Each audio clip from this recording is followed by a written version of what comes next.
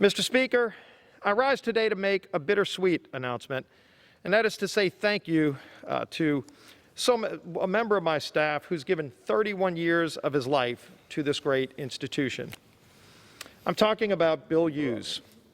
Bill Hughes has decided to retire at the end of the 116th Congress. More than one person has remarked over the years that Bill Hughes comes with the building.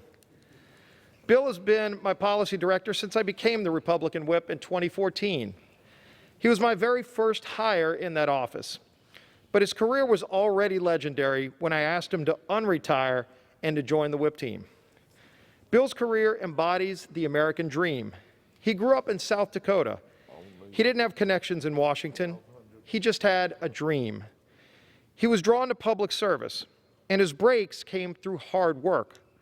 He became an expert on the federal budget and the legislative process. And for 31 years, Bill has been part of some of the biggest policy debates, legislative achievements, and history-making events of our time. He retires still doing what he dreamed about doing as a young kid growing up in rural South Dakota. Bill has served as policy director for a speaker of this House. He served as staff director for a committee, as chief of staff for a senator, and as staff director for the Senate Republican Policy Committee. He began his career at OMB under David Stockman back in the Reagan administration. When I hired Bill, I hired the institutional memory of this place dating all the way back to the 98th Congress. He has an encyclopedic memory of budget accounts, past appropriations battles, Senate procedures, and yes, also the history of American music. You can imagine some of those conversations that we've had through some of the battles we've had up here. His colleagues respect and admire him, and more than one generation of staffers have sought his advice, guidance, and mentorship.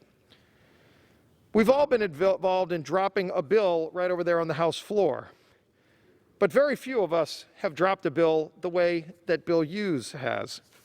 One day, when he was working for the legendary Bud Schuster, Bill came running down to the floor with a 1,700-page infrastructure bill to get it introduced so it could get voted on. And he literally dropped the bill on the floor. It took some time to put it back together. And of course, with Bill's attention to detail, he made sure that every page was back in the right place. But he never once dropped a bill for me. Bill is a consummate staffer and a humble public servant. He works endless hours to ensure that I have the best information and the most important facts about key legislation. He never made himself part of the story. He's that kind of person who deflects attention and credit.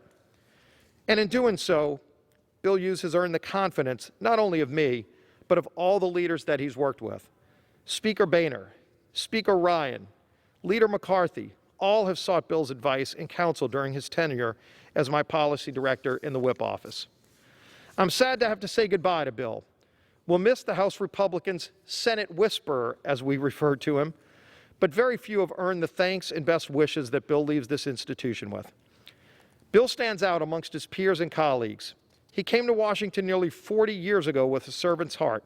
He came here for a career in public service, and he leaves the House with more than 33 years of legislative and executive branch experience. It is truly a remarkable run. Bill is retiring to spend more time with his wife and kids and the greener pastures of his cabin in the mountains. If Bill wanted to continue to work, it would be right here in the House that he loves, and the House that will be forever indebted to his sacrifice, his wisdom, and his great love for the United States of America.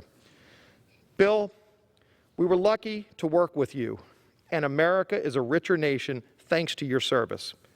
You will be deeply missed here, but you've more than earned the opportunity to enjoy this next chapter in your already rich life. Thank you to Bill Hughes, and God bless you. The gentleman With that, Mr. from Speaker, I yield back. Louisiana yields back.